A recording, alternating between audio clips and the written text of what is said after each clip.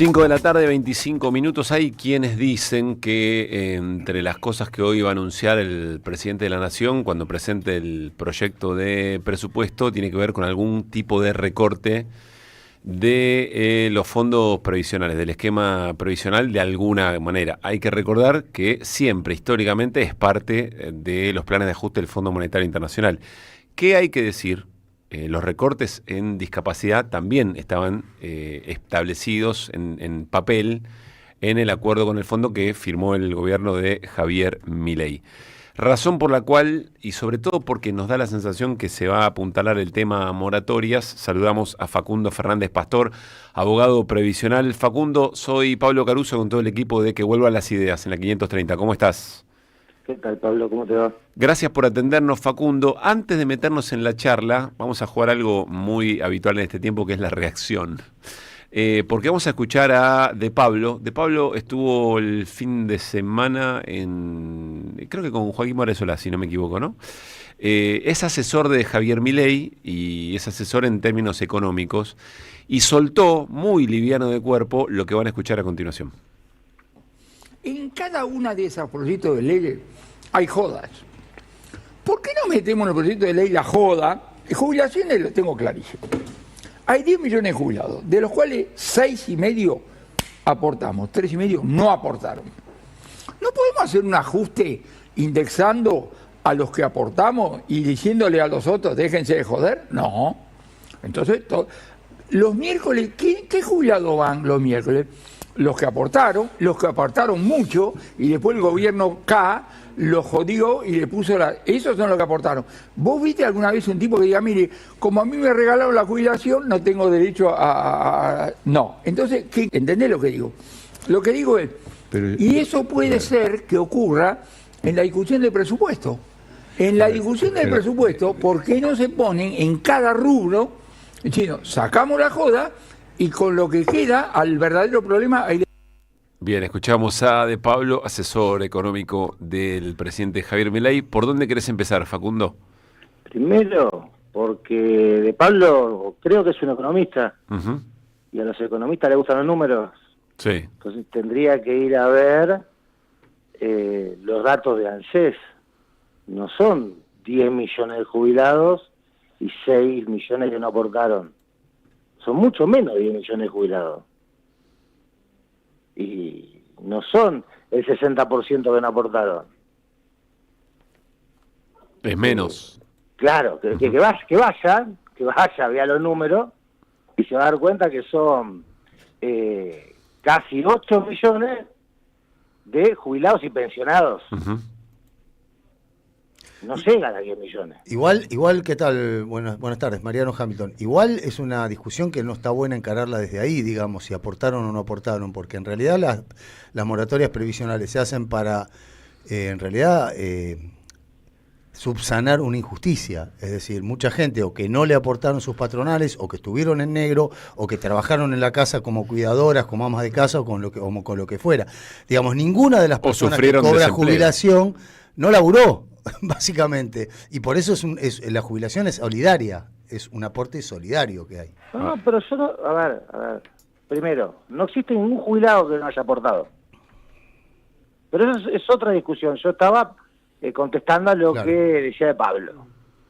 Después, hay una falacia que repiten, me alegro que vos digas lo que decís, pero hay algo que es más simple, que es que el sistema de seguridad social argentino, el previsional, es un sistema mixto. Lo dice la ley, no lo digo yo.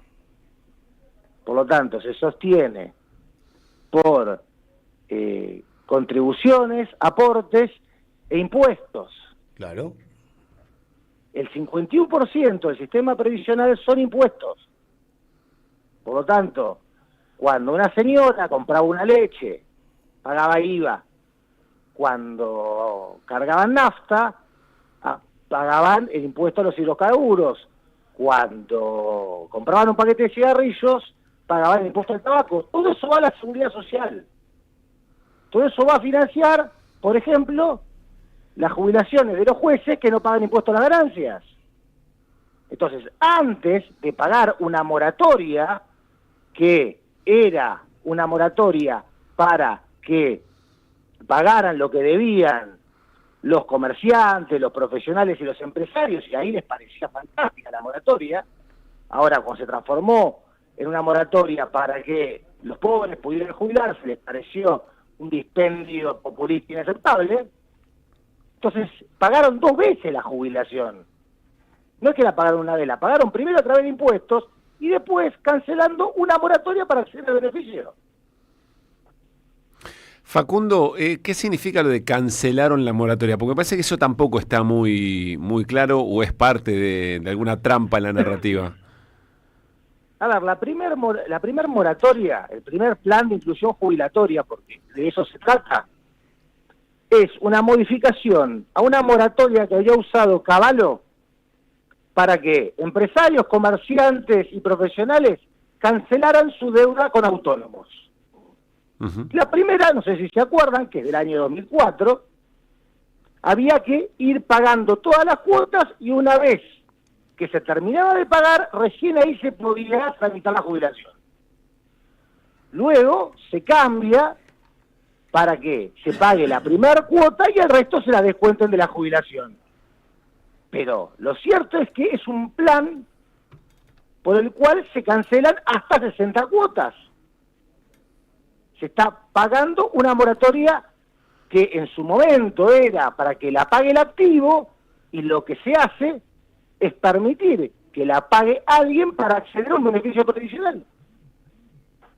Pero entonces, uno podría estar discutiendo horas, digamos, con gente que no le interesan argumentos o que no es honesta intelectualmente cuando se sienta a discutir el tema moratoria.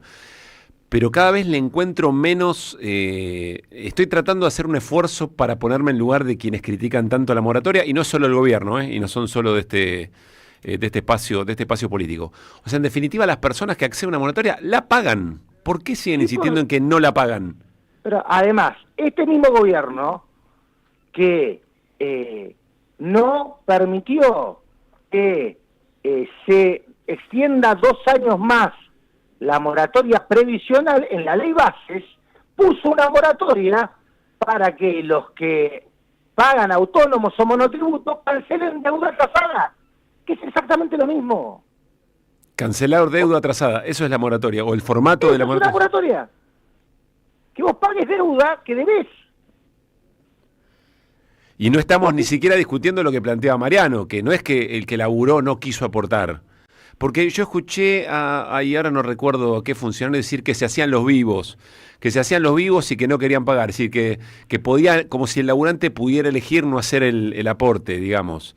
Y en general, o bien por informalidad, o bien porque estaban sufriendo el desempleo, o bien porque los dueños del capital no hacían los aportes, pero no veo responsabilidad en quien no tiene los años de aporte. Pero corregime, Facundo, tratando de hacer un esfuerzo en ponerse en el otro lado, ¿no?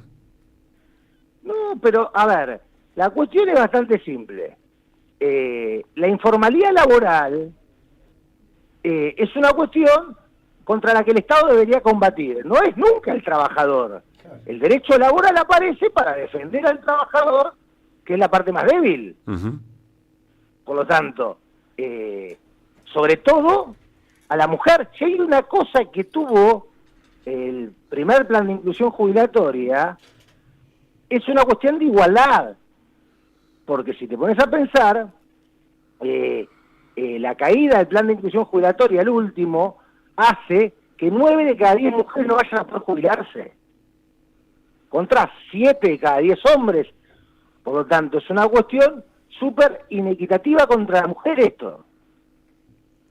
¿Por qué? Porque son las que más tienen complicaciones con la formalidad laboral a la hora de trabajar. Ahora, bien, ¿cómo se desactiva el discurso que pone la carga de la ilegalidad en el trabajador? Porque todo el tiempo se dice, no, estos son tipos que se hicieron los vivos. En realidad no son tipos que se hicieron, es la informalidad, que es culpa del Estado. Los que no aportan, que es culpa de los empresarios. Siempre hay un responsable y no justamente es el trabajador el responsable. ¿Cómo se hace para desactivar este discurso que viene como bien dice Pablo, no solo de sectores de derecha, sino también de algunos sectores progresistas e incluso de la izquierda. ¿Cómo se hace para que se entienda mejor esta problemática? Pero ¿sabes qué pasa? Yo te voy a contar una anécdota. Cuando yo hice mi maestría y se discutió el tema de informalidad, los docentes españoles te lo planteaban como que la informalidad estaba en lo que nosotros conocemos como los manteros. Sí. Y yo en el examen puse que el mayor negrero de la Argentina era el Estado Nacional y los Estados provinciales. Porque si vos te puedes analizar, la mayor cantidad de empleados que están tomados como monotributistas son empleados del Estado. Claro. No lo podía creer nadie. Entonces, en la Argentina tenemos una cuestión de que el trabajo en negro está bien. Ojo, Latinoamérica es una zona donde hay mucho trabajo en negro. Pero lo que llama la atención es que sea el propio Estado quien toma empleados en negro. Claro. Facundo, todo esto viene a cuento que quizá no está confirmado, pero uno lo escucha de Pablo, sabe la cercanía que tiene con Milei, escucha el entrelineado de los discursos de los funcionarios. Si llegara a aparecer hoy en las propuestas de presupuesto de congelar las jubilaciones que se originaron por moratoria y desacoplarlas, digamos, del resto de las actualizaciones provisionales, ¿cuál te parece que sería la reacción, digamos, no? Bueno, hacer eso sería ilegal. Claro, primero la consecuencia de eso. Eso por una razón simple, porque cancelada la moratoria se obtuvo un beneficio bajo determinada ley. Sí. Claro. Y esa ley se actualiza de la forma que lo establece la ley. El artículo 32 de la ley 24.241 establece cómo se aumentan, según la movilidad, las prestaciones. Uh-huh. Ahora, no es algo nuevo. Esto Macri ya lo hizo, pero lo hizo a la inversa. Les puso un plus a los que tuvieran 30 años de aporte. Lo que pasa es que hoy ese plus no se hace efectivo porque el salario mínimo vital y móvil está por debajo de lo que es una jubilación mínima.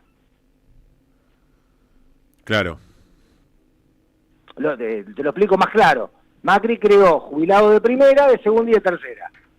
Claro. Creó la PUAM del 80% de edad mínimo, dejó la movilidad que había creado para los que tuvieran una moratoria y les puso a los que tuvieran 30 años de servicios con aporte sin utilizar la moratoria el 82% del salario mínimo vital y móvil. Eso hoy está por debajo de lo que es la jubilación mínima con el bono. Uh-huh. Entonces, lo que pueden hacer es darle un plus, Claro. pero no menos de lo que establece la ley de movilidad. Sería inconstitucional inmediatamente, digamos, o sería ilegal, digamos. Sí, sería inconstitucional, porque la movilidad se establece por una ley que lo que hace es reglamentar el artículo 14 bis. Y Facundo, te lo pregunto porque vos tenés una lectura política de las cosas, además de lo específicamente técnico. ¿Crees que el sistema político, sobre todo en los sectores opositores, pondrían el grito en el cielo por esto? ¿Les ves algún grado de prurito a la hora de defender las moratorias? El sistema político hoy está dividido en determinados sectores que les gusta mucho hablar de la sustentabilidad del sistema. Sí. Yo soy de los que creen que el sistema de seguridad social es sustentable cuando hay decisión política de hacerlo sustentable. Que la palabra sustentabilidad es la excusa del neoliberalismo para no hacerlo sustentable. Por ejemplo. De todos los sectores. No, sí, coincido, pero quiero decir, vos dijiste, bueno, se hace sustentable con decisiones políticas. ¿Cuál sería una decisión política para volverlo sustentable, aún en términos del neoliberalismo? No, porque es muy simple. El Poder Ejecutivo no es sustentable. El Poder Judicial no es sustentable. Las Fuerzas Armadas no son sustentables. Ninguno genera recursos. Claro. Entonces, decir que el sistema de seguridad social es insustentable es lo mismo que decir, le voy a sacar a los pobres para dárselo a los ricos. Un ejemplo, ¿querés? No, conceptualmente está muy bueno lo que... ¿Te puedo hacer una pregunta corta? Digo, ¿por qué no se usa, por qué siempre el Fondo de Garantía de Sustentabilidad no se lo tiene en cuenta? Es algo que a mí me intriga poderosamente. ¿Por qué no se usa esa guita para mejorar la situación de los... Si justamente es un Fondo de Garantía de Sustentabilidad. ¿Por qué no se usa por una decisión política? Bueno, está bien, pero ahí hay un montón de guita. O había, por lo menos. O había, Sí, por lo pero menos. en la ley base toda esa plata se la transfirieron al Tesoro Nacional, se la dieron a Caputo.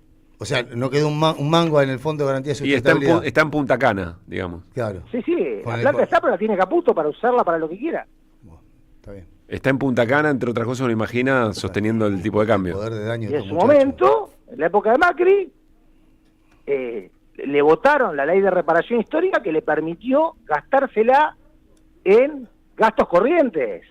Mi viejo hizo un amparo con eso. Ujú. Claro. Y la justicia les permitió hacerlo.